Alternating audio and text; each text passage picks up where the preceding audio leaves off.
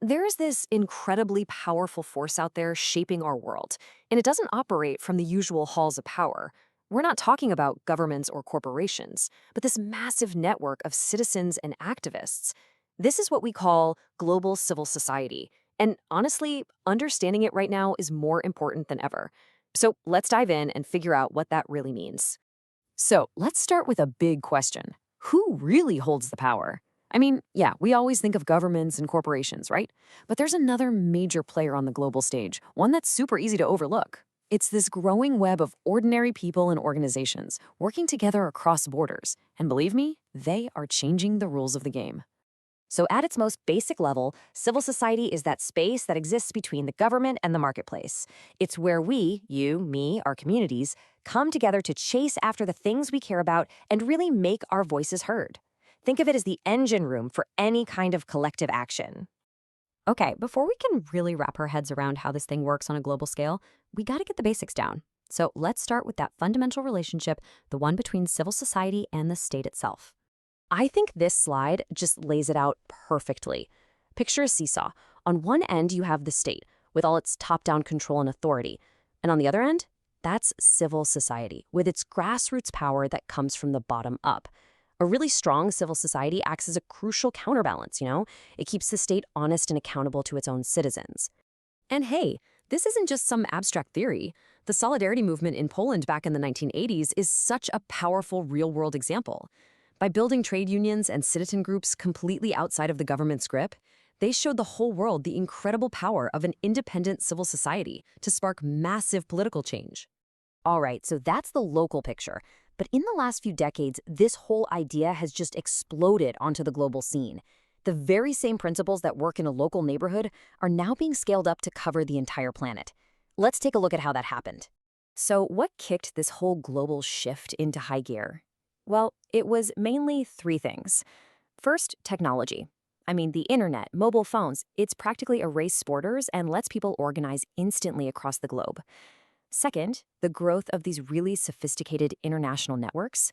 And third, the ability for these networks to pool money, people, and resources on a massive scale.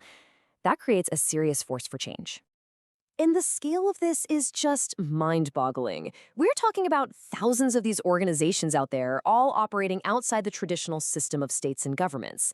This isn't just a handful of groups anymore. It's the birth of a new global civil society.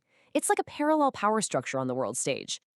Okay, so who are these new global players really? What makes them tick, and what are they trying to accomplish? Let's get a closer look at the DNA of this new global force. It seems like these groups all work from a kind of shared playbook with 5 key rules. 1, they bring people together based on shared values, not just what passport they hold. 2, they think and act globally. For them, borders are just lines on a map to be worked around. 3, and this is a big one, they challenge the idea that states are the only ones with real power. 4, they focus on problems that no single country can solve alone. Stuff like climate change or human rights. And finally, 5, they push for a universal set of ethics that holds everyone, everywhere, to the same high standard. So this is obviously a huge and growing movement. But so what? What's the actual impact here? Why does the rise of a global civil society really matter? And what are the tough questions it still hasn't answered? Well, the impact is pretty profound when you look at it. It's giving a political voice to people who've been ignored for way too long. It's shaping new ways of governing the planet. It's raising awareness for critical issues. It's even creating a new sense of global citizenship and leading the charge for international justice, making sure that even the most powerful people on Earth can be held accountable. But, and this is a pretty big but, the rise of global civil society is definitely not without its challenges. This new political landscape is still being built, and it is full of some really complex, sometimes heated debates about where the movement should go next. And right now, it really boils down to 2 huge debates. First, there's the capitalism question.